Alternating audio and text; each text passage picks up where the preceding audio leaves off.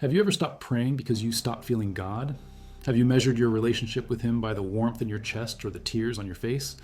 And when those feelings dried up, did you conclude that God had left you?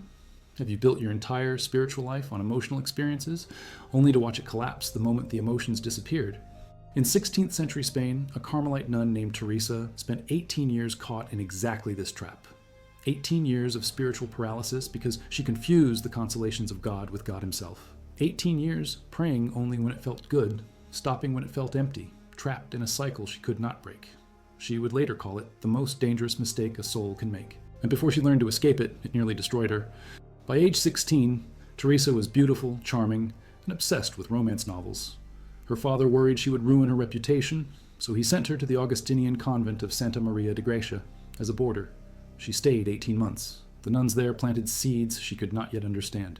But this was not a strict monastery. The Incarnation housed 140 nuns.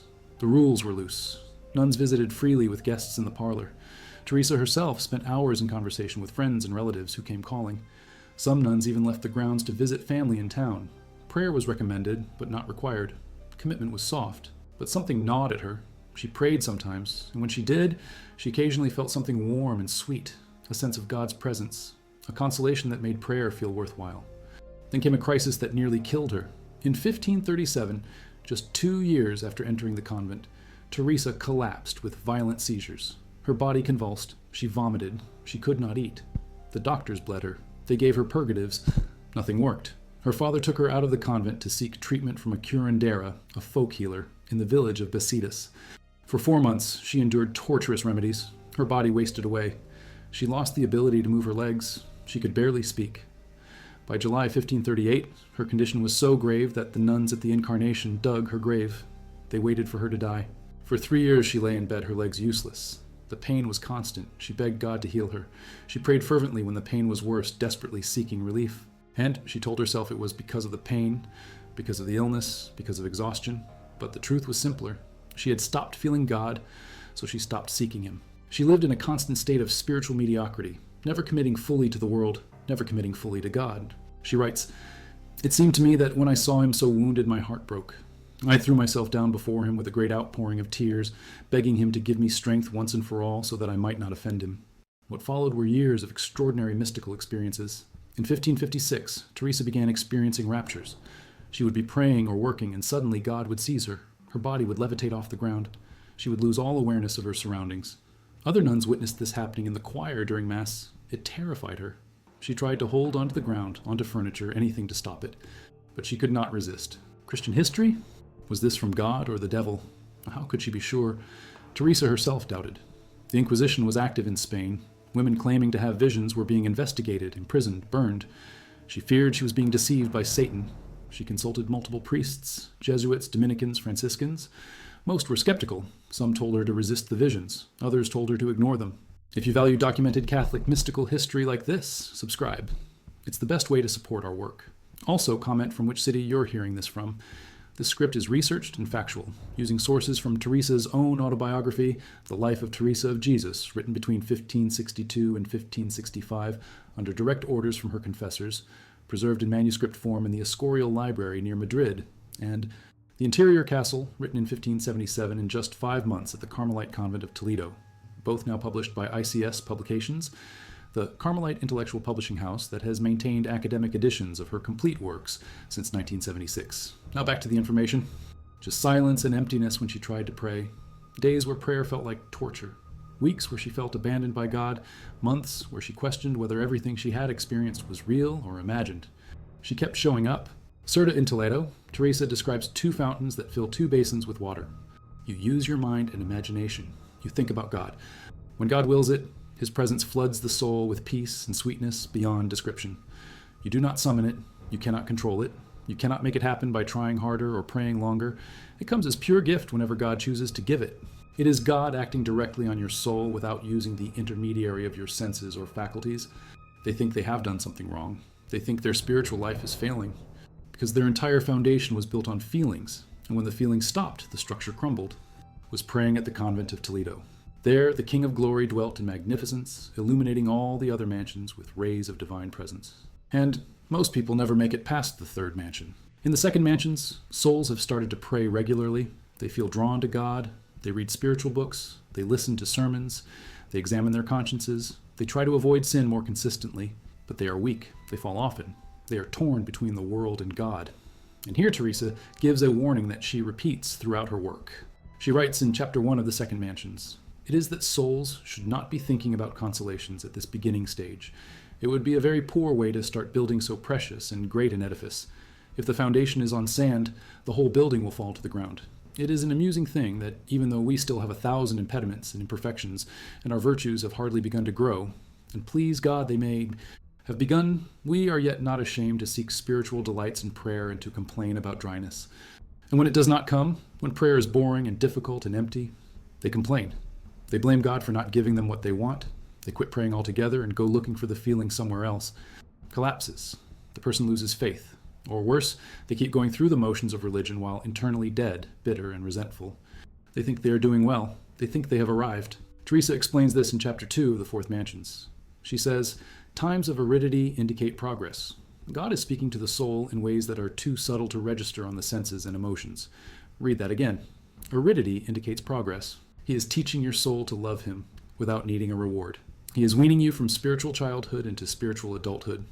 He is training you to seek him for himself, not for what he gives you.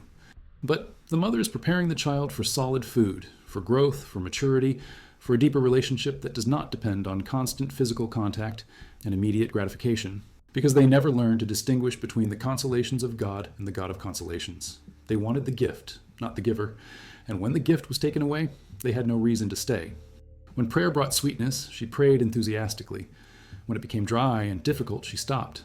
She spent those years caught between the world and God, fully committed to neither, spiritually paralyzed. I used to listen for the clock to strike more eagerly than I believe people do who are undergoing some severe penance, and often I know not which was the heavier cross, the penance which they inflicted on me or this preparatory prayer. The hour felt like torture. Spiritually paralyzed, wanting to pray but unable to sustain the effort when it brought no emotional reward. She was measuring her prayer by how it made her feel, and when it stopped feeling good, she stopped doing it. The image showed him beaten, bloodied, covered with wounds, the crown of thorns pressed into his skull, once and for all, so that I might not offend him. Between the raptures and visions came long stretches of dryness. Between the moments of divine union came days and weeks of feeling nothing at all, and Teresa learned that both were necessary. The consolations were gifts that strengthened her. The dryness was training that matured her. God begins to act in a new way, not with loud consolations that depend on the emotions, with something far more subtle and powerful. The prayer of quiet descends. But the spiritual delights begin in God, yet human nature feels and enjoys them as much as it does those I just mentioned, and even more. They are the product of your imagination and will acting on spiritual truths. A certainty that God is present, that you are loved, that everything is somehow all right, even when nothing in your life has changed. Teresa explains, God does not give this prayer to those who seek consolations, but to those who seek to imitate Christ, to those willing to embrace the cross, to those who love God not for what he gives, but for who he is, to those who will serve him in darkness just as faithfully as in light. He gives them only to those who will pray without them. The memory stops recalling the past. All three faculties fall silent, asleep, suspended. Only the will remains active, but even the will does not act. It rests. It is captured by God. It experiences union with him so profound that the soul loses all awareness of itself, all awareness of time, all awareness of everything except God. Teresa says it rarely exceeds half an hour and usually lasts much less, sometimes only a few minutes. But the effects are profound. The soul emerges transformed. It feels as if it has died and been reborn. It longs to suffer for God. It longs to die for God. Not out of emotional fervor or dramatic religious sentiment, but out of a love so deep that all earthly attachments feel like dust. Teresa compares this transformation to a silkworm becoming a butterfly. The silkworm spins a cocoon using threads from its own body. It seals itself inside. It appears to die, but inside the cocoon, a transformation is taking place. When the cocoon finally breaks open, what emerges is no longer a worm. It is a butterfly. It has wings. It can fly. It is a completely different creature. The soul that enters the fifth mansion is like the silkworm entering the cocoon. The soul that emerges is like the butterfly. It is no longer the same. It has been so profoundly changed by the experience of being absorbed into God that it cannot go back to measuring God by feelings. It has tasted something beyond feelings, and that taste has ruined it for everything else. Yet even here, even in the fifth mansions where souls experience profound mystical union, spiritual dryness still occurs. Teresa is emphatic about this. She repeats it constantly. Even souls in advanced stages of prayer, even souls who have experienced raptures and visions and union with God, still experience long periods where they feel nothing, where prayer is dry, where God seems absent, where faithfulness feels like grim determination rather than joyful devotion. He knows you love him enough to seek him even when you feel nothing, and that kind of love is worth far more than any consolation. For 17 years she taught at a convent school, feeling close to God, experiencing his presence, enjoying her vocation. She began serving lepers, orphans, the dying on the streets of Calcutta. In a letter to her spiritual director, Father Joseph Neuner, written in 1959 and later published in the book Come Be My Light, Mother Teresa wrote, "In my heart there is no faith, no love, no trust. There is so much pain, the pain of longing, the pain of not being wanted. I want God with all the powers of my soul, and yet between us there is terrible separation. I feel just that terrible pain of loss, of God not wanting me, of God not being God, of God not existing, even when faith felt like nothing more than stubborn refusal to quit. He does not owe you consolations. He does not owe you the warmth you crave or the tears you think prove your devotion. He does not owe you emotional experiences or mystical visions or any sensory evidence that he is listening. In the darkness, where faith is tested, not by how much you feel, but by how faithfully you show up." The convent housed 13 nuns who lived in strict poverty, practiced perpetual enclosure, observed long hours of silent mental prayer, and wore sandals instead of shoes, earning them the name Discalced Carmelites. By 1580, she had founded 15. And in each one, she taught her nuns the same lesson. Stop measuring God by your feelings. She faced hostile townspeople who did not want another convent in their city. She navigated the politics of the Carmelite order, which was split between those who supported the reform and those who wanted her silenced. In 1577, while at the Carmelite convent in Toledo, she received a command from her superior, Father Jerome Gratian, to write a new spiritual treatise for her nuns. She protested. She was exhausted. She was sick. She was busy with foundations. She did not want to write, but he insisted. Completed in 5 months from June to November 1577, while simultaneously managing 17 convents and dealing with the political turmoil of the Carmelite reform. She was dying. Her body was failing. She had traveled from Burgos to Avila to Alba de Tormes, a journey of over 300 miles, while hemorrhaging internally. She knew she would not make it home. She died that night at 9 o'clock. Her last words were, "My Lord, it is time to move on." "Well then, may your will be done. O my Lord and my spouse, the hour that I have longed for has come. It is time to meet one another." 348 years later, in 1970, Pope Paul VI declared her a doctor of the Church. The Church recognized that her teaching on prayer was not just personal testimony, but authoritative doctrine for all believers. Record of her experiences founding 17 Reformed convents. Teresa tells a story that captures everything she learned. A nun came to her in distress. The nun had been praying faithfully for years. She had experienced sweet consolations, felt close to God, enjoyed her prayer. But then everything dried up. Prayer became torture. God felt absent. The nun wanted to quit. When you pray without reward, when you show up without feeling inspired, when you serve without recognition, that is when your love becomes real. That is when it stops being about you and starts being about him. Gives him a beautiful proof of true love. 5 major books, hundreds of letters, poems, spiritual testimonies. Her works were translated into Latin, Italian, French, and English within decades of her death. By the 18th century, they had been translated into German, Dutch, and Polish. Today, they exist in over 40 languages. Spiritual maturity is not determined by how intensely you feel, but by how faithfully you love. God alone suffices. Not God plus feelings, not God plus consolations, not God plus mystical experiences or visions or emotional highs or any other spiritual benefit. God alone. And if he is enough, then nothing else matters. Not how you feel, not what you experience, not whether prayer brings comfort or suffering. You can show up every single day, whether inspired or dead inside, because you are not seeking the consolations of God. You are seeking the God of consolations. And once you find him, everything else becomes irrelevant. Long as his work lasts, by the darkness and affliction he places in the soul. The difference is subtle but unmistakable once you learn to recognize it. And through it all, she experienced both profound mystical union with God and long stretches of spiritual dryness. She never stopped showing up. September 27th, 1970, Pope Paul VI declared her the first female doctor of the Church. That is when it stops being about you and starts being about him.